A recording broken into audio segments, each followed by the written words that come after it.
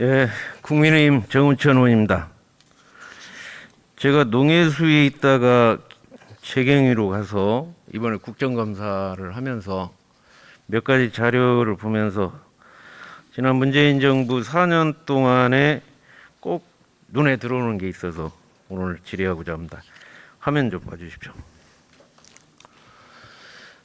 총리님, 저 내용 뭐 다 아시겠지만은 국가부채가 이렇게 문재인 정부 동안에 14.2%가 올라가서 400조, 600조에서 무려 400조가 올라갔잖아요.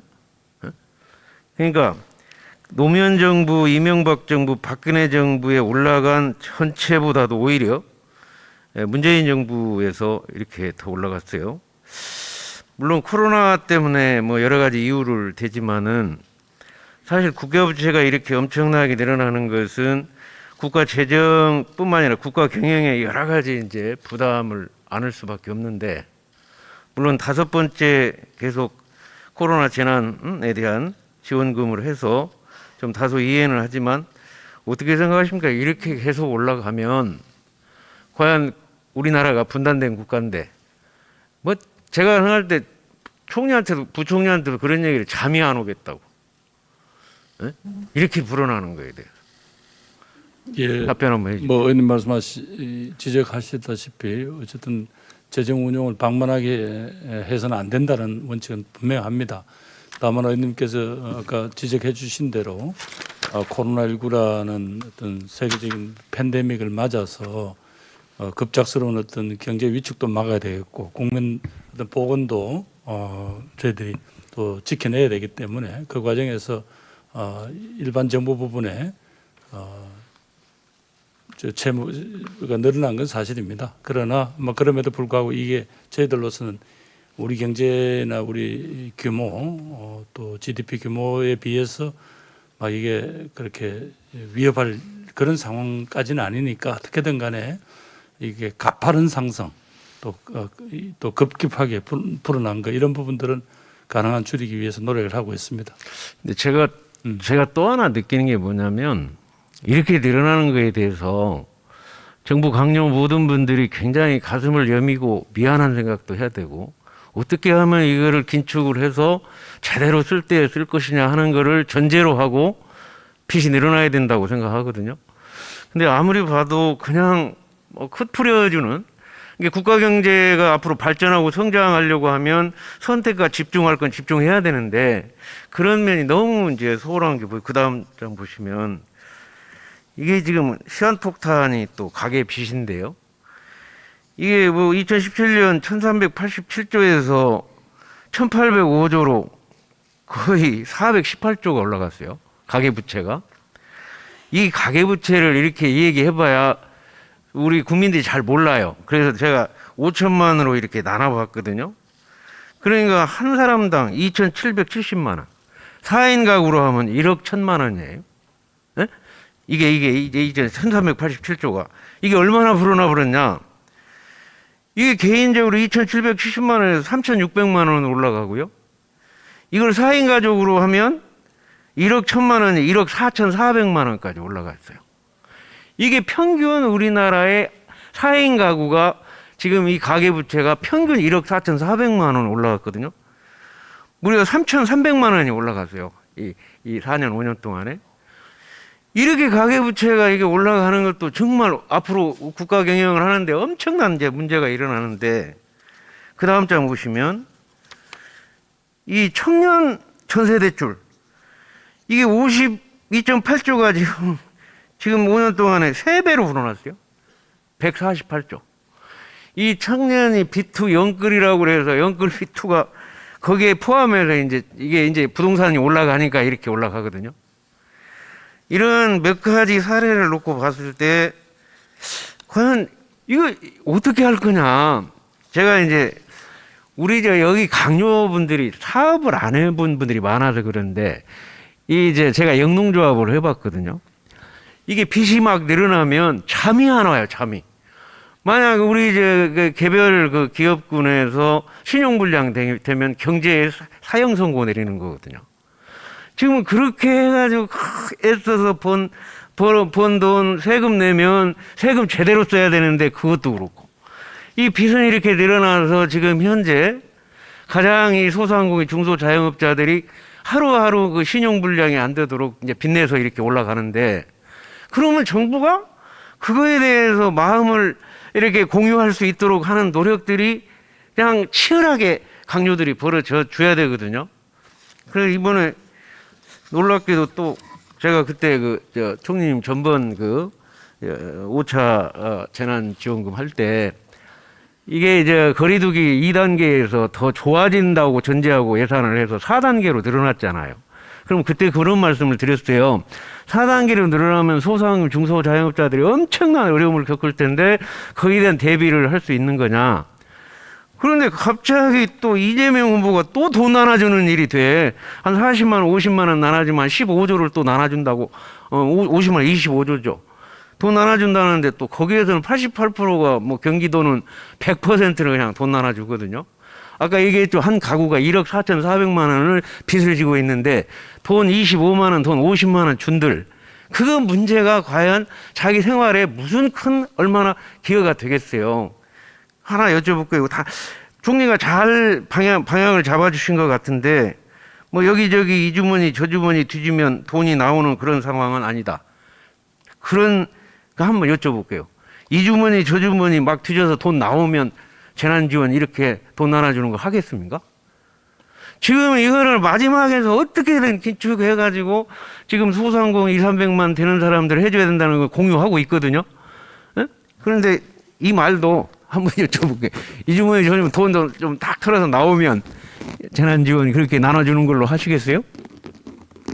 예, 의원님 제 말 취지는 그런 취지가 아니었는데 또 요 문제에 대해서 의원님 질의에 답변을 드리면 이게 또 지금 민주당의 후보자로 된 분한테 대한 또 논쟁으로 가기 때문에 의원님 여기는 뭐 의원님이 그렇게 말씀하신 것으로 제가 그냥 그렇게 답변을 가름해 주십시오. 예. 부총리님 정말요. 지금 200~300만 그 소상공인 중소자영업자들 다 아시잖아요. 정말 하루하루가 저는 이제 제 영농조합을 해봐서 안다니까요. 그 신용불량 되면 사형선고예요. 사형선고. 그러면 이제 끝장나는 거예요. 그러면 그 직원들 전체까지도 끝장나는 거예요. 이런 분들을 좀 맞춤형으로 해주신다고 해서 맞춤형으로 어떻게 할 것이냐를 정책 대책으로 끊임없이 연구를 해주셔야 됐는데 그 방향이 초점 맞추기가 좀 틀어져 가지고 이러한 상황이 됐는데 다시 한번 강조합니다. 그 부분을 지금 말씀 나오신 거를 더 정부에서라도 정부는 실용적으로 국민을 위한 건데 정치인은 표를 얻자고 하니까 조금 오버할 수가 있어요. 그러면 우리 정부에서 그거를 견제하고 해서 정말로 재정을 잘 해나가기를 그렇게 제가 오늘 얘기 드리는 거는 4년 5년 이제 마무리하는 그런 단계이기 때문에 이런 말씀을 드립니다. 제가요 그냥 지금 한번 그 다음 장 보세요. 제가 요거가 제가 그 다음 장 한번 보세요. 제가 이걸 가지고 하나 둘 셋 넷 다섯 여섯 8번을 제가 질의를 합니다. 이 경마 산업에 대해서. 제가 농해수위에서 기재위에서 예산결산특별위원회에서 혹시 총리님 네. 지금 어제 내가 가락시장을 하는데 원산지 표시를 언제부터 시작한지 아십니까? 한 10년 넘은 것 같은데. 그렇죠. 예. 언제 했냐면요. 예. 광우병 때 했어요. 광우병 때. 광우병 때 온 난리가 났는데 예. 축산농가들이 400만 원 돼서 다 쫄딱 망하게 생겨가지고 막 장례식을 3번이나 치렀잖아요. 그거 해결하는 거는 아니 칠레 벨기에에서 들어오는 삼겹살이 다 국산으로 둔갑됐잖아요. 미국에서 6개월, 7개월 그냥 그 사료 매개 가서 마블린 좋은 거 들어오는 30%가 국산으로 둔갑되고 1년에 3조 원, 4조 원을 중간 유통업자들이 다 해먹고 그거를 못했어요. 미국의 총포금지법보다 더 어렵다고 그래갖고 그 광우병 때 위기를 제가 책임을 지고 그 몇 개월 동안 그 해결을 했잖아요. 그 다음에 소 농가들이 450만 원, 700만 원, 800만 원 올라가서 1년에 60만 마리가 도축되니까 6천억을 벌거든요. 농민들이. 1조 몇천억을 이렇게 벌고 뭐 돼지농가, 닭농가 다 올라가고 유통질서 회복하고 소비자에 기여하고 오히려 이런 위기를 기회로 만들어라 이런 얘기를 했거든요. 한번 이거 보시면 경마 중단 전부 다 이해해서 지금 1조 7천억이 세수가 1조 2천억 날라가고 다 날라갔는데 지금 현재 관계되는 경마 농가들 뭐 해서 1,300억이 지금 손해가 났는데요. 한번 보세요. 이 이유가 뭐냐면 사행성 때문에 사과미를 우리 총리님 하시니까 사행성 때문에 그렇대요. 넘겨 한번 보세요. 지금 저거 보세요. 지금 불법 사설 경마가 사행성이에요, 이게. 지금 쭉 돈이 늘어나고 있죠, 저렇게. 13조. 저 조세 포탈이 2조. 이렇게 어마어마한 지금 현재 불법 사설 경마가 있는데 이거를 때려잡아야 되는데 이걸 때려잡는 그 다음 장 보세요. 이거 때려잡는 것이 그럼 잘 되고 있냐? 그 다음 장. 네? 그 다음 장. 경마 단속 실적이 나오는데 그게 안 나왔나요? 그 앞장으로 가세요, 앞장으로. 경마 단속 실적이 하나도 늘어나지 않고 있어요. 제가 보기에는. 그래서 저기 나왔네요. 경마 불법 사이트 폐쇄 건수도 그렇고요. 불법 사설 경마 단속 건수도 그렇고요. 이 별로 이렇게 사법 처리도 별로 늘어난 것도 없어. 저렇게 올라가는데. 그래 저거를 때려잡아야지. 아니 지금 이거를 지금 경마 중단된 걸 살리는 게 오히려 지금 디지털 시대에 2009년도에 온라인 경마가 진행이 되다가 왜 중단됐냐? 법적 미비로 중단됐지 사행성으로 중단된 게 아니란 말이에요. 그런데 그래갖고 제가 또 이걸 제시해서 그 다음 장 이 도표를 보시면 프랑스, 독일이 이거를 온라인 경마를 해갖고 합법이 쫙 올라가고요. 그 불법 사설 경마 한 게 확 내려갑니다. 오히려 사행성도 줄이고 불법 사설 경마도 줄이고 그 다음에 우리 마사회도 살리고 지금 1조 1,000억에 달하는 세금도 걷고 이렇게 해야 된다고 8번을 이렇게 얘기해도 이게 안 돌아가요. 아니 제가 뭐 예를 들어 행정을 안 하고 그냥 국회의원도 했다면 모르지만 그런 사례까지 얘기해도 안 돌아가요. 아니 사행성 문제는 불법 사설 경마를 줄여야 하는 게 아니겠습니까? 그래서 전번에 총리님한테도 얘기했는데 뭐 사행성 그것 때문에 뭐 국민들한테 의견을 수렴해야 된다. 의견 수렴할 방법은 저거예요. 얼마든지 저렇게 예를 들어서 그렇게 될 수 있는데도 불구하고 이렇게 그 다음 장 볼까요? 보세요. 과거에 저는요 그 광우병 때 정부 입법으로 했어요. 바로 입법으로 해가지고 제가 여기 몇 번 국회의원을 만나가지고 빨리 그 원산지 표시하자. 근데 저희가 법안을 몇 명이 냈습니까? 민주당이 2명, 국민의힘이 2명, 4명이 지금 11년부터 아니야 2020년 11월달, 10월달 이래 냈어요. 그러니 이걸 가지고 제가 뭐라고 얘기하는지 압니까? 이 정부가 얼마나 무책임하고 얼마나 무능력하고 얼마나 무소신하냐 이거예요. 아니 1조 1,000억, 2천억이 되는 거고 불법 사설 경마에 대해서 2조, 3조가 지금 조세 포탈이 되고 있는데 이런 거를 적극적으로 불법 특별사법경찰에 따라서 해야 되는 거 아니겠어요? 전번에 얘기하니까 이제 관계장관 회의를 한다고 하셨는데 우리 부총님 하셨습니까? 예, 관계장관 회의를 하기 위해서 그 실무 회의를 이렇게 했는데요. 워낙 반대가 정부 내에 컸습니다. 그래서 장관 회의는 아직까지 논의를 아니 세상에 그 경륜 경정 문화체육부에서 하는 거는 지금 통과가 돼서 시행을 하고 있지 않습니까? 아니 경마 산업이 망해가지고 중단돼가지고 그 손실액이 거의 한 4천억 5천억 난다고 그러잖아요. 그런데 이거에 대해서 그냥 하늘만 쳐다보고 있다고 생각하면 말이 되겠습니까? 아니 저렇게까지 설득력 있게 이 얘기를 다 했는데도 제가 무슨 지금 마장동 얘기하는 거 아니지 않습니까? 정책 얘기하는 거죠. 그러면 야당에서는 정책이 옳다고 하면 그걸 받아줘야 할 거 아니냐 이거예요. 그게 국회지. 국회에서 이렇게 얘기하면 그거에 대해서 정부가 옳다 하면 우리도 빨리 받아들여가지고 그 일을 해결을 해야 되는데 그렇게 사례까지 얘기하면서 설득을 해도 총리님 제 설득력이 없습니까? 아니 설득이 있습니다, 의원님. 그런데 네. 아직까지 하여튼 저 경마에 대한 그 또 국민들의 인식 자체는 이게 특히 온라인이 된다 그러니까 이게 이제 우리 어린 아이들까지 이게 이제 빠져들지 않겠나는 분명히 우려의 목소리가 있는 건 사실이지 않습니까? 아니 2009년도에 네. 계속 해왔다니까요. 아니 의원님, 그게 그때 불법 예, 아니 불법이 아니라 입법 미비로 그래- 그러면 이 어려운 시 입법 보완을 한다. 불법 사설 경마 이거를 없애야 된다. 이렇게 설득력 있게 국민들한테 알려야죠. 의원님, 그래서 우선은 이제 조금 이제 일상 회복에 이제 1단계가 들어갔으니까 아마 경마장 내장객 숫자도 지금 또 제한이 많이 풀리는 것 같습니다, 의원님. 그렇게 해서 일반 경마가 정상화되는 거 하고 보면서 그래도 농림식품부가 반대하는 또 입장도 있을 거 아닙니까? 총님 이제 시대의 변화가 이제 네. 디지털 시대고 네, 네. 온라인 시대입니다. 네. 온라인 시대 지금 외국에 온라인 안 하는 나라가 거의 없어요. 선진국으로 다 봐도 아니 그래 다 하고 있는데 왜 우리는 그 쥐고 있냐고요. 빨리 열어가지고 해야죠. 그래도 이제 의원님 저 요 문제를 뭐 지금 당장 그러니까 예 그건 아직 뭐 총리님 재임 기간에 이게 좀 꼭 하세요. 어? 하셔야 그래도 나중에 무책임한 총리 소리 안 듣죠.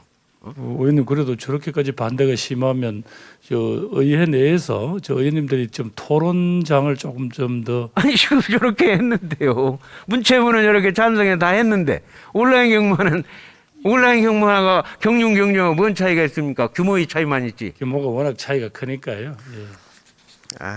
하여튼 제가 이제 9번째입니다. 9번째. 자, 그다음 보세요. 지금 제가 농해수위에서 이번 기재위도 했는데 저 예산 저렇게 계속 내려가는 거 안 됩니다. 지금 농업이 어쨌든 우리 생명산업인데 생명산업 예산이 지금 3.7%에서 2.8%까지 내려가고 있는데 최소한 3%선은 유지가 돼야만 지속 가능한 농업이 될 수 있다. 이러한 가이드라인을 좀 정해줬으면 좋겠다는 생각이에요. 항상 힘없는 농식품부가 그냥 내려가요. 내려가면 그냥 내려가요. 저렇게 해서 그러면 정부가 전체적인 균형을 잡을 때 어느 정도 잡아야 된다고 생각했어요. 시간이 없으니까 그 다음 장 보십시오. 그 다음 저것도요. 농심보가 이번에 기금 출연을 500억만 했거든요.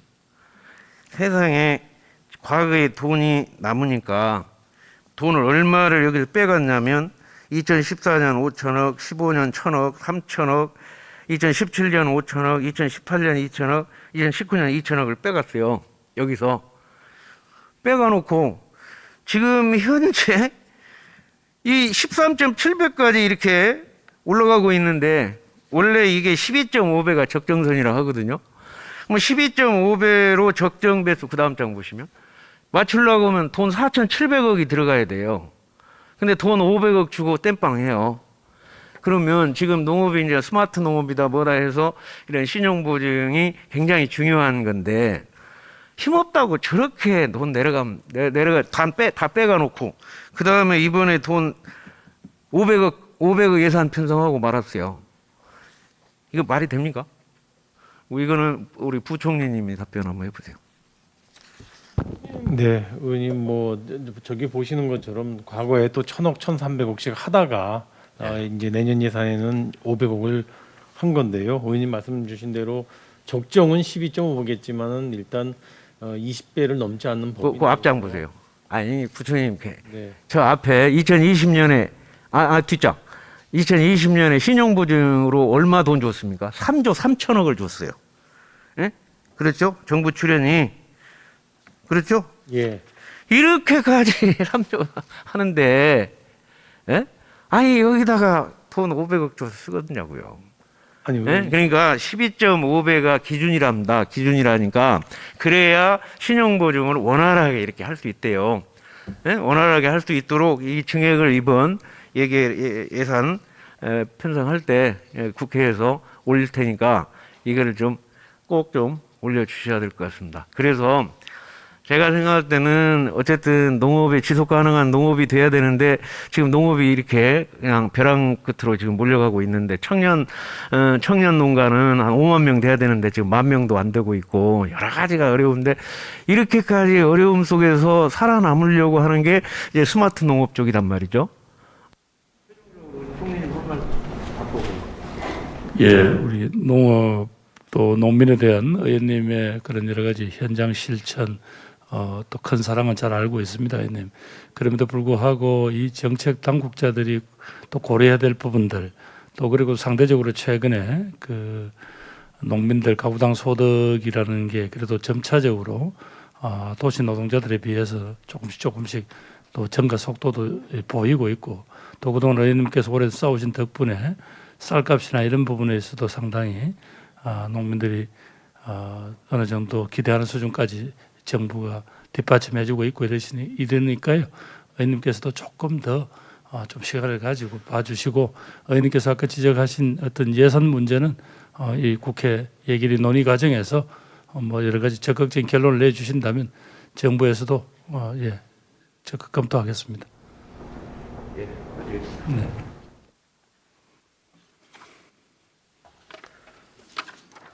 네, 정은춘 의원님 수고하셨습니다. 다음은 서울 강진구 을 출신 더불어민주당 고민정 의원님 질의해 주시기 바랍니다.